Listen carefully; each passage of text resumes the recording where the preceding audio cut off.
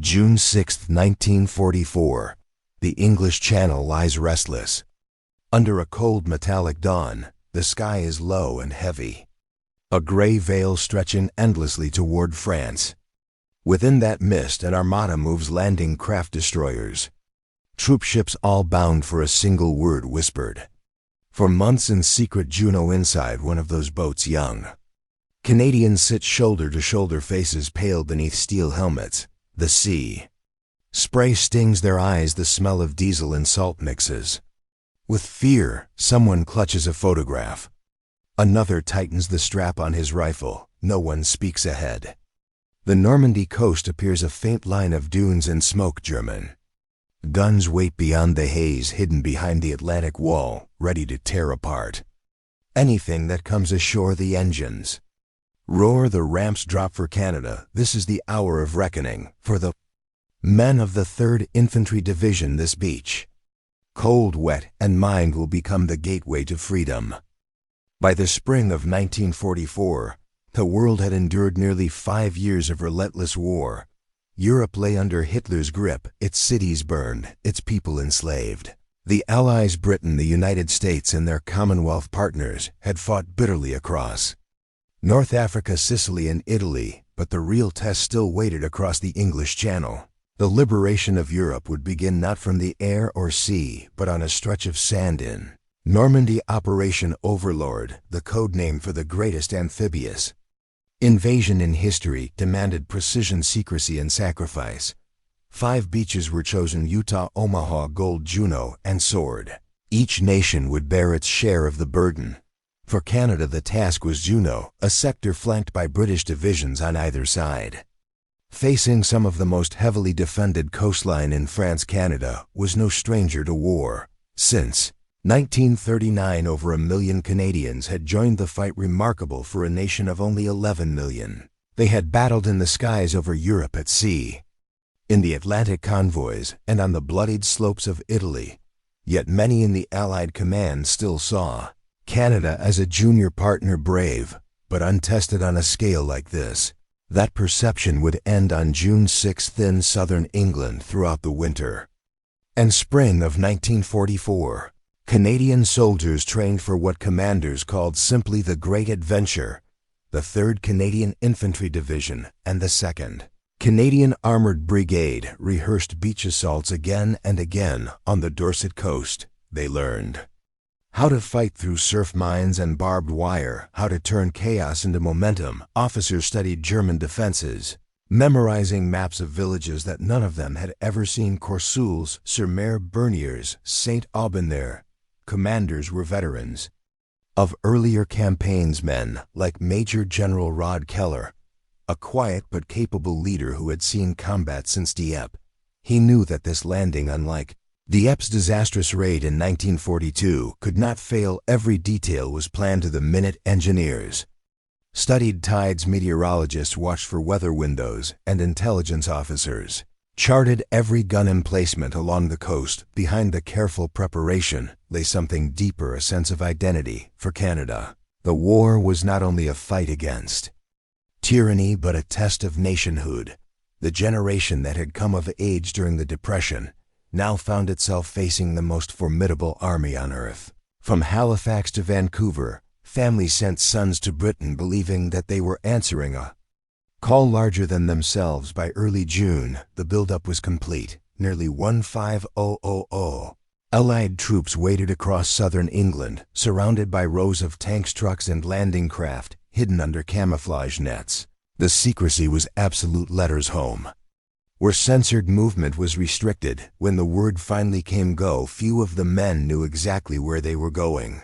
They only knew that it would be across the Channel. The Canadians would land on a stretch of beach 11 kilometers wide between the British beaches of Gold and Sword. Their objectives were ambitious: seize the towns of Courcelles, Berniers, and Saint-Aubin, push inland to link with the British, and secure a line nearly 10 miles from the sea.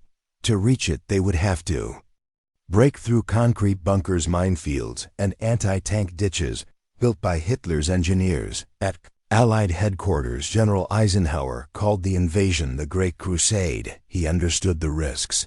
The The Channel weather was turning, the seas were rough, and German resistance was expected to be fierce. Yet delay could mean disaster, more time for the enemy to reinforce. The decision was made. D-Day would be June 6th. As night fell on June 5th, the invasion fleet began to move, more than 6,000 vessels.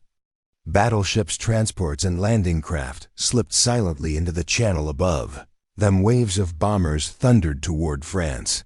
In the darkness, thousands of paratroopers dropped behind enemy lines to disrupt communications and hold key bridges on board. The Canadian ship's chaplains offered quiet prayers, and officers checked their maps one last time. The men were calm, but beneath the calm lay anticipation and fear. No one could know what waited beyond the surf. By dawn, the outline of Normandy appeared. Ahead, the soldiers braced for the longest day of their lives. The waves now rolled toward the French coast, but waiting behind that shoreline is a fortress built to crush them. While the Allied armada gathered in secret across the Channel, the German forces occupying France lived in uneasy confidence. For nearly 4 years, the Reich had held Western Europe in its iron grip. Hitler's engineers had poured concrete from Norway to the Spanish border, constructing the Atlantic Wall, a chain of bunkers, gun emplacements, and minefields meant to make invasion impossible to Berlin. This was a fortress that would hold forever. To the men who manned it, it was a long, lonely wait for a battle they half doubted would ever come. The Normandy coastline, unlike the Calais region farther north, was not considered the most likely target. German intelligence and the Führer himself believed the Allies would land where the Channel was narrowest, at the Pas de Calais. As a result, the beaches of Calvados were guarded, but not with the full weight of Germany's might. At Juno Beach, defense fell largely to the 716th Infantry Division, commanded by General Wilhelm Richter. His troops were a mix of older Germans and foreign conscripts from Eastern Europe, men worn by years of occupation duty. They were not elite soldiers, but they were well armed and heavily fortified. Concrete pillboxes, machine gun nests, and anti-tank casemates dotted the shoreline, often connected by underground tunnels. The beaches were thick with wooden stakes, barbed wire, and obstacles tipped with explosives, the so-called Rommel's asparagus, designed to rip open landing craft at high tide. Inland artillery batteries, such as those at Courcelles and Benny-sur-Mer, covered the approaches with deadly crossfire behind. These static defenses, a reserve force of armored divisions, stood ready, or so the plan said. In truth, the German command structure in France was paralyzed by indecision and divided authority. Field Marshal Gerd von Rundstedt, the overall commander in the West, favored keeping the panzers deep inland for a decisive counterattack. Field Marshal Erwin Rommel, charged with defending the coastline, disagreed. He argued that only an immediate counterstrike at the beaches could stop an invasion before it gained momentum. Their disagreement reached all the way to Hitler, who refused to commit either strategy fully. The result was a patchwork defense, strong in places, weak in others, and dangerously dependent on the whims of a dictator. Asleep at his headquarters in Bavaria on the night of June 5, Rommel himself was not even in Normandy when the invasion began. Convinced that the bad weather would prevent any attack, he had returned to Germany to celebrate his wife's birthday. When news of the landings reached his staff the next morning, it would take hours for him to return to his post, precious hours that could never be regained. On the beaches themselves, German soldiers awoke to distant thunder over the Channel. Some thought it was a storm, others knew better. From their bunkers, they watched the horizon erupt in flashes of light. The guns of the Allied Navy opening fire. Moments later, the roar of aircraft filled the skies as thousands of bombers swept overhead. The bombardment was massive, but uneven. Many German strongpoints survived intact, especially at Juno. When the shelling stopped and the smoke lifted, gunners peered through periscopes and saw the unimaginable. The sea itself seemed to be moving. Dozens, then hundreds of landing craft were racing toward them. At 7:45 a.m., the first waves of Canadian troops were already within range. German gunners opened fire, their machine guns scything through the surf. Mortar burst among the boats, the air filled with shouts, smoke, and flying sand. Yet even as they fought, many German defenders sensed that the scale of what they faced was beyond anything they had been told to expect. The Atlantic Wall was cracking not from lack of concrete, but from the weight of history pressing against it. The Canadian assault waves closed and the defenders of Juno prepared for the storm they had waited years to meet. The guns began their deadly rhythm, and the beach, moments before silent under the gray dawn, became a furnace of war. The tide has reached the sand, and the first clash is imminent. The human angle, young men in the surf, for the men of the 3rd Canadian Infantry Division. The landing craft felt like a world unto itself, cramped, noisy, and reeking of exhaust. The order was simple: get off the beach, move inland. But between them and safety lay 300 meters of open sand under withering fire. Most had never seen combat. Many were 20 years old or younger, farmers' sons from Saskatchewan, miners from Nova Scotia, factory workers from Ontario. As the craft neared the shore, the noise grew unbearable. Artillery shells striking the water, machine gun rounds hammering the metal hull. When the ramps dropped, chaos consumed everything. Men jumped into waist-deep water, struggling under the weight of packs and weapons. Some were cut down instantly, others stumbled forward, driven by instinct and training. They found cover behind steel obstacles, craters, and the bodies of friends. Corporal W.J. Curtis later recalled, "It wasn't courage, it was survival. You moved because stopping meant dying." Tide was rising fast, the air thick with smoke. Officers shouted orders that were lost in the din. Medics crawled from man to man, dragging the wounded toward makeshift shelters in the sand. Every meter gained was bought with blood, and yet they moved. Slowly, stubbornly, the line crept up the beach. The human heartbeat of Juno was not heroism in the grand sense, it was endurance. It was the determination to keep moving when everything around said to stop. The tactical angle, the plan meets reality. On paper, the Juno assault was a masterpiece of coordination. Naval bombardments, airstrikes, and armored support were designed to neutralize the German positions. Before the infantry landed, the Canadians would come ashore in 4 main sectors: Mike, Nan, Love, and Roger, each assigned to specific regiments. 7th Brigade would hit the western beaches near Courcelles, while the 8th and 9th Brigades would land farther east at Berniers, and St. Aubin engineers would clear obstacles. Tanks from the 1st Hussars and Fort Garry Horse would provide fire support. Within hours, the plan called for them to link up and push inland. But as with every plan in war, reality had its own designs. The preliminary bombardment fell short. Low clouds and the speed of the approach meant that many German bunkers remained untouched. When the landing craft arrived, the defenders were ready. Several tanks sank before reaching the shore, swamped by rough seas. Engineers trying to clear mines were pinned down.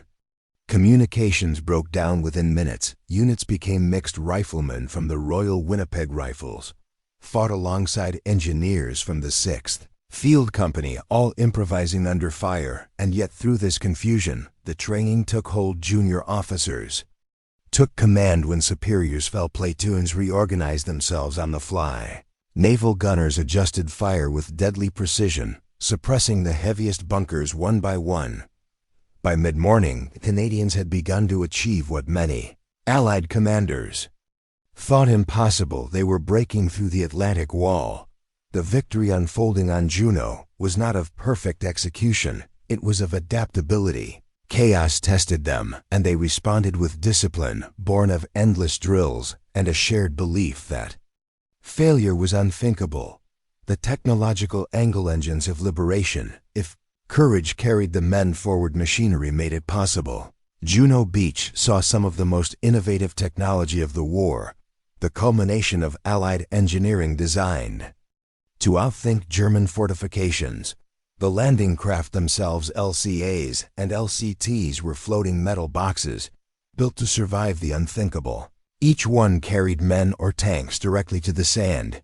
The Churchill AVREs of the Royal Engineers were mechanical beasts armed with mortar plows and rollers to crush mines and wire. The amphibious Sherman DD tanks, duplex drives, swam ashore under canvas screens, providing mobile firepower in the surf. Yet technology was only as effective as the men using it. The Rough seas that morning swamped many D-tanks before they reached the beach. Of the 40 launched by the Canadians, nearly half were lost. Those that did make it became lifelines, rolling shields that blasted enemy bunkers point blank behind them came. Supply vehicles, radios, flamethrowers, and demolition gear, all part of a logistical ballet choreographed across the Channel. Germans, for their part, relied on brutal simplicity. Their MG-42 machine guns spat 1,200 rounds a minute, Hitler's buzzsaw. The soldiers called it their 88mm guns, designed for tanks and aircraft tour. Through armor and flesh alike, it was a duel of innovation versus entrenchment. One side building machines to move, the other to stop movement, and on that morning, for the first time, movement began to win, from men's hearts to tactical maps to the thunder of steel. Juno Beach was already reshaping the logic of war. The leadership angle, command under fire. In every invasion, leadership is measured not by perfect control, but by how quickly chaos can be turned into direction. For the Canadian 3rd Infantry Division, that responsibility fell to Major General Rod Keller, a veteran officer whose quiet confidence steadied his men even as the plan unraveled. Keller had learned the brutal lessons of Dieppe 2 years earlier, when Canadian forces had been decimated in a failed raid on the French coast. He knew that on D-Day, hesitation could kill thousands. From his command ship, HMCS Prince Henry, Keller listened to fragmented radio reports: units off course, tanks lost, engineers pinned. Yet amid the confusion, one fact emerged: his men were still advancing. Keller's orders were simple but decisive: keep the momentum.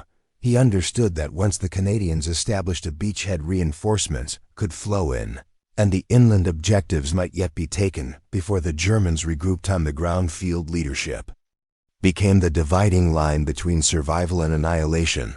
Captains and lieutenants assumed command when superiors fell. Sergeants led entire platoons through the smoke. At Bernier-sur-Mer, Lieutenant Bill Coleman rallied his men of the Queen's own rifles after losing half the company in minutes. His calm voice cut through the chaos: "We are not stopping here." They didn't. They cleared the seawall and moved into the village, taking it house by house. Leadership on Juno was rarely visible. No grand gestures, no speeches. It was the steady courage of men who led by example, often without knowing if anyone followed. It was the act of rising from a crater, waving others forward, and trusting that the tide behind them would carry through. The higher command could plan. The beach could only be won by will. Enemy angle inside the Atlantic Wall. For the Germans stationed along Juno, the invasion came as both shock and inevitability. Private Karl Heinz Mathis of the 736th Grenadier Regiment later wrote in his diary, "We had waited for this day for so long that when it came it felt unreal. The sea itself was on fire. Defenders were well trained, but exhausted. Months of false alarms and Allied deception operations had dulled their alertness. When the bombardment began, they rushed to their posts, choking on dust as the bunkers shook around them. They had been told that the Atlantic Wall was impregnable. Yet as the first wave of Canadians reached the shore, that illusion shattered. Machine gun crews fired until their barrels glowed red. Ammunition ran low within minutes. Communication lines snapped under shell. Courseulles-sur-Mer, one German strongpoint known as WN-31, fought for nearly 3 hours, its crew refusing to surrender. Even as Canadian tanks blasted the concrete apart, when the position finally fell, only a handful of defenders remained alive. Many German soldiers, caught in the open or isolated in bunkers, fought with desperation, not fanaticism. They were defending not ideology but their own survival. Some surrendered as soon as Canadian troops reached their trenches. Others, surrounded, chose to fight to the end. For those who lived, the shock was total. They had seen the might of the Allies, thousands of ships, tanks and men surged from the sea like an unstoppable tide. The Atlantic Wall had not failed because of cowardice or incompetence. It had failed because no wall could stop an army of nations united by purpose. The moral angle, the price of liberation. Behind every strategic victory lies a moral reckoning. Juno Beach was no exception. The Canadians landed not to conquer, but to liberate, yet liberation came through destruction. Entire towns were shattered by shellfire before the civilians within could. Escaped churches burned, homes collapsed, and families hid in cellars, praying for it all to end in. Berniers, a French family, emerged from their basement hours after the fighting subsided. Their home was half destroyed, but they greeted the Canadians with tears and wine, whispering, "Vous êtes les premiers, you are the first." For the soldiers, those words carried weight. They were the first Allied troops many French civilians had seen in 4 years. The maple leaf on their shoulders became a symbol of deliverance, but the moral cost was heavy. More than 340 Canadians were killed on D-Day. Another 574 were wounded. The survivors saw things they would never speak of again. Bodies tangled in surf nets, wounded men calling for medics who could not reach them, and yet when they moved inland and saw the faces of liberated villagers, they understood that their suffering had purpose. They were not just soldiers, they were the bridge between tyranny and freedom. Years later, historian C.P. Stacey wrote, "Canada's Day on Juno was not a story of glory, but of quiet endurance and necessary sacrifice. That endurance became the moral spine of the invasion, proof that freedom demands courage, even when the reward seems distant through command resistance and conscience." Juno Beach had become more than a battle. It was a crucible in which ordinary men on both sides were tested against history itself. As the Canadians began to break inland, the fate of Normandy and the war in Western Europe would soon be decided. June 6, 1944, 0817, and the tide had risen to the men's waists. The surf, red with sand and blood, lapped against twisted steel obstacles. The roar of naval guns still echoed in the sky, but on the beach itself, it was men, not machines, who would decide. The next few minutes of history. Captain Patrick Porteous, of the Royal Winnipeg Rifles, peered over the lip of a seawall, his face streaked with salt and grime. Ahead lay the German strongpoint, WN-29, out of concrete bunkers, anti-tank guns, and machine nests that had pinned his company since the first wave landed. "Smoke up," he shouted. 2 riflemen lit phosphorus grenades and tossed them into the wind. White clouds bloomed and drifted toward the enemy positions. Behind them, the second wave was coming. In the 1st Hussars, their amphibious Sherman tanks, finally making landfall after being delayed by rough seas, as the ramp of the 1st DD tank dropped its gun turret, turned toward the bluff. The cannon cracked, a plume of smoke erupted from the nearest German pillbox. That single shot shifted the tide. Asterisk. The Canadians surged from the surf, bayonets fixed, rifles high. Bullets tore through the smoke, churning sand and water. Men fell, and others stepped over them, driven by something primal, a mixture of fury, duty, and disbelief that they were still alive. By 0845, the first breach had been made. Combat engineers cleared mines and blasted gaps through barbed wire with Bangalore torpedoes. Behind them, medics waded through shell craters to drag the wounded out of the surf. The enemy fought back with brutal precision. MG-42s screamed from hidden slits, mortar rained from the ridge, but the Canadians did not break. They crawled forward yard by yard, their rifles wet and their faces set at Coursul-sur Mer. A squad from the Regina Rifles flanked a German position by cutting through the ruins of a seaside cafe. One soldier, Private Douglas McIntyre, kicked open a back door and came face to face with a German machine gunner reloading. The two froze for a split second, then McIntyre fired first. Within minutes, the bunker was theirs. The men stumbled into the sunlight, panting, eyes wide. Above them, the Canadian flag patch on their uniforms caught the morning light, the first glint of color in a gray world. Across the beachhead, similar breakthroughs erupted like sparks. The Fort Garry Horse tanks rolled through mine-cleared lanes, blasting through the remnants of the Atlantic Wall. Infantry followed close behind, using the armor as moving shields. The air stank of cordite and seaweed. Smoke curled from every crater. The sound of battle was everywhere, a terrible living thing. And then, just before 9 o'clock, a radio transmission broke through the static. "This is Juno. We are through the defenses." The words relayed to headquarters aboard HMS Hillary rippled across the Allied command network. Officers exchanged glances. The Canadians, the same troops who had bled at Dieppe, had done what many had thought impossible. They had punched a hole through Hitler's Atlantic Wall, but victory on the sand was only the beginning. Lieutenant Colonel D.G. Spry, commanding the Royal Winnipeg Rifles, knew that hesitation could cost everything they had gained. German counterattacks were already forming. Inland, Spry's men had to push through before the enemy reorganized. "Get off the damn beach," he barked into his radio, and so they did. By 1000 a.m., Canadian infantry began moving through the shattered villages behind Juno, Bernier-sur-Mer, Courcelles, and Saint-Aubin.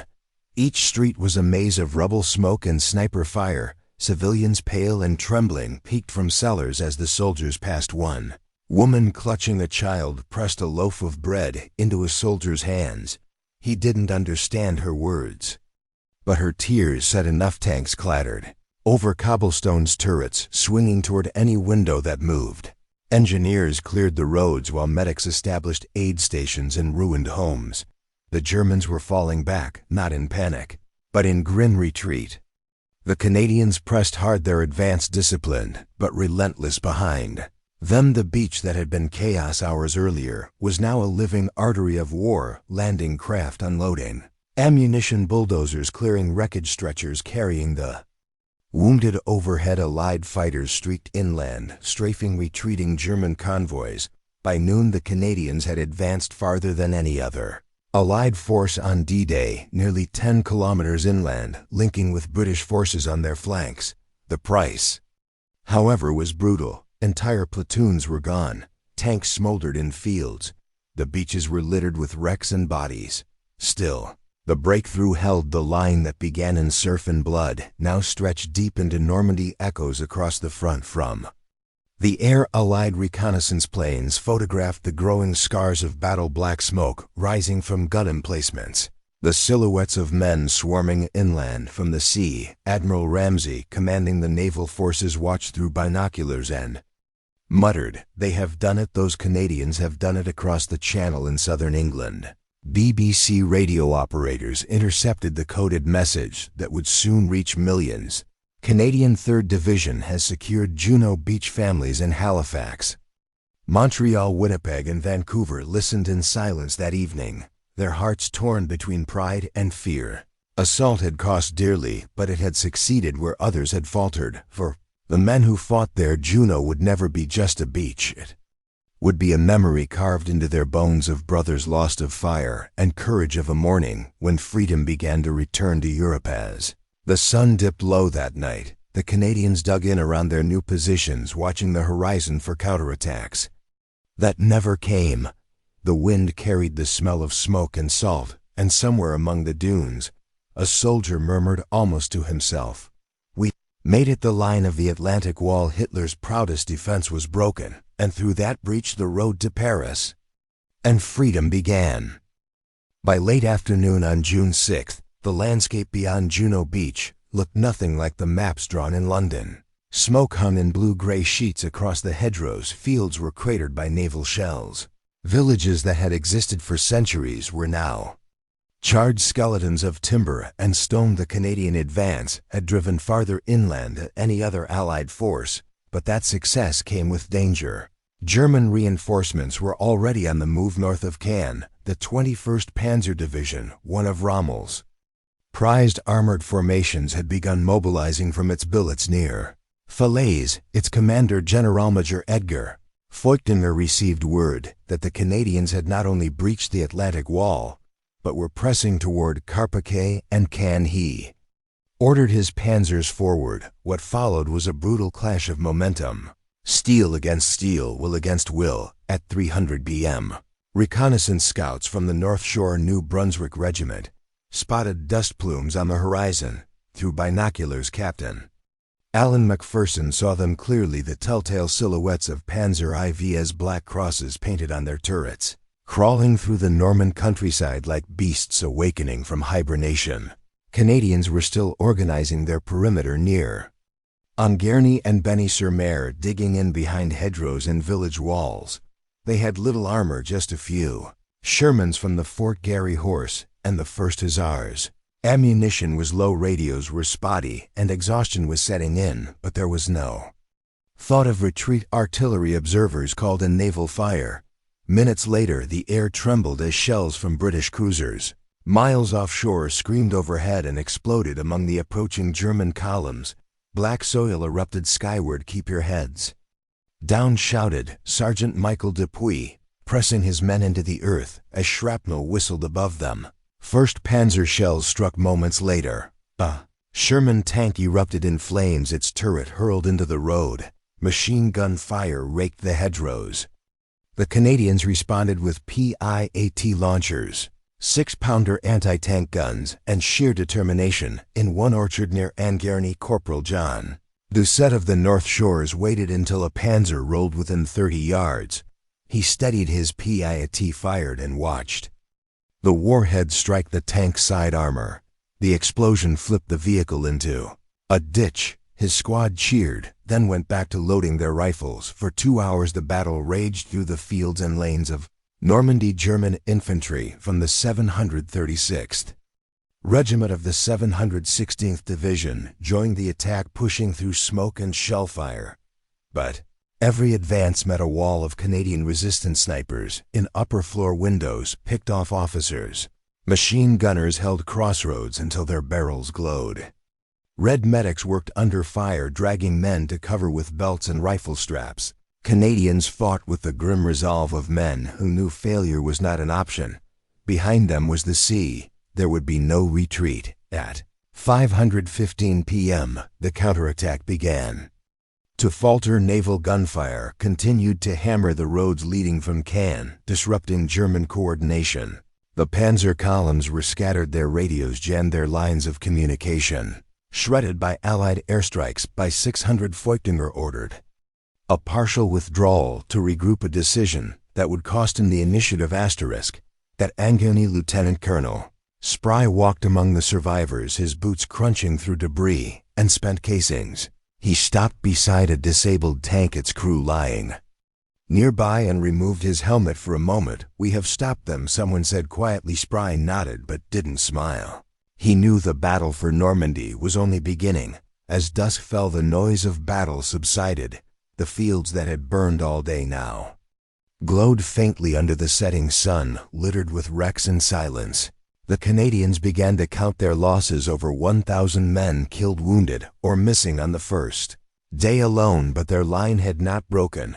The Germans had been forced to pull back toward Caen, leaving the Allies a solid foothold on French soil. Along the beach, reinforcements were landing under the cover of darkness.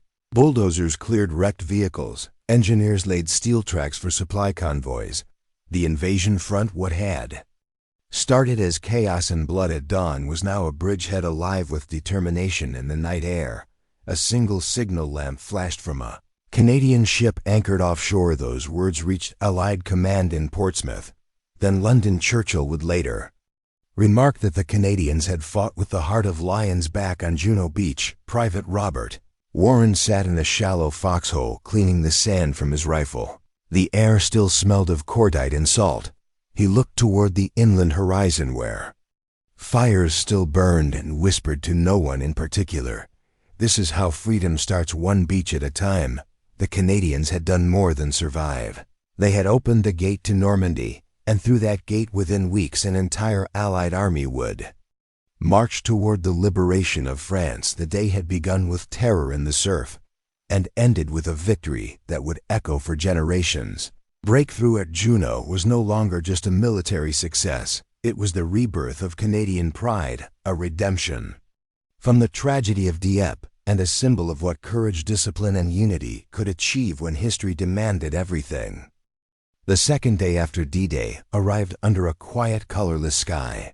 The tide washed gently against the wreckage of landing craft, twisted steel obstacles, and the still forms of men who had fallen the day before.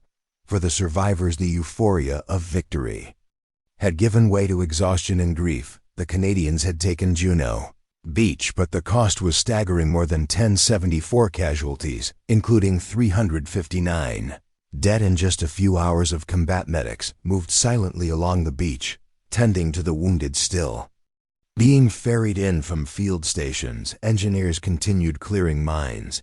The air reeked of salt oil and the unmistakable scent of burnt metal in the village streets behind the dunes. The newly liberated French emerged slowly from cellars and barns. They watched in disbelief as soldiers bearing the maple leaf worked among the ruins, helping the wounded, directing supplies, rebuilding roads already torn by shells for many of those villagers.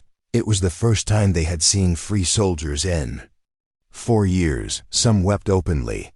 Others simply stared, unable to comprehend that the war that had consumed their homeland might finally be turning news of the Canadian advance rippled through Allied headquarters like a spark. Reports confirmed that the 3rd Canadian Infantry Division had achieved one of the deepest penetrations of all the D-Day forces. Their inland position, secured by midnight, extended nearly 10 kilometers, connecting with the British on their left flank and sealing a stable. Beachhead General Miles Dempsey, commanding Britain's 2nd Army, described the Canadians' performance as exemplary, disciplined, aggressive, unflinching, supreme. Commander Dwight D. Eisenhower, reviewing the early invasion results aboard HMS Apollo, marked a note in his personal log: "The Canadians have done magnificently. They have held firm under conditions that would have broken lesser troops even." The Germans, in their post-battle assessments, admitted that the Canadians had displayed remarkable tenacity. A captured Wehrmacht officer interrogated 2 days later remarked, "We did not expect them to move so fast or to keep coming when our guns tore them apart. We thought Juno would hold. It did not for Canada." Juno Beach was more than a victory, it was a redemption. 2 years earlier at Dieppe, Canadian troops had been cut down in a disastrous raid that ended in slaughter. Over 900 men had died on that same stretch of French coastline. The memory of that day had haunted the army and the nation now. The ghosts of Dieppe were avenged not by revenge, but by resolve. The discipline, precision, and courage displayed at Juno had shown the world that Canada was not a junior partner in the Allied war effort. It was a full combat nation, hardened by sacrifice, capable of spearheading one of the most difficult landings of the entire invasion. Men who fought there were no longer merely soldiers from Winnipeg, Regina, or Nova Scotia. They were symbols of a country's coming of age. In Ottawa, as casualty reports began to reach home, Prime Minister Mackenzie King addressed Parliament. "Our sons have struck hard for freedom. They have written a new chapter in the history of Canada, one that will never be forgotten." Across the Atlantic, families waited by radios, scanning newspapers for names, fearing telegrams that might come at any hour. The victory brought pride, but it also brought silence, the kind of silence that settles over a nation counting its missing. Even as the celebrations began in London, reality on the ground was brutal. The Canadians could not rest. Orders came to dig in, to prepare for renewed German attacks. Panzer divisions regrouped near Caen. Sniper fire still echoed through the fields. Every hedgerow, every crossroads was another potential ambush. Still, morale was unbreakable.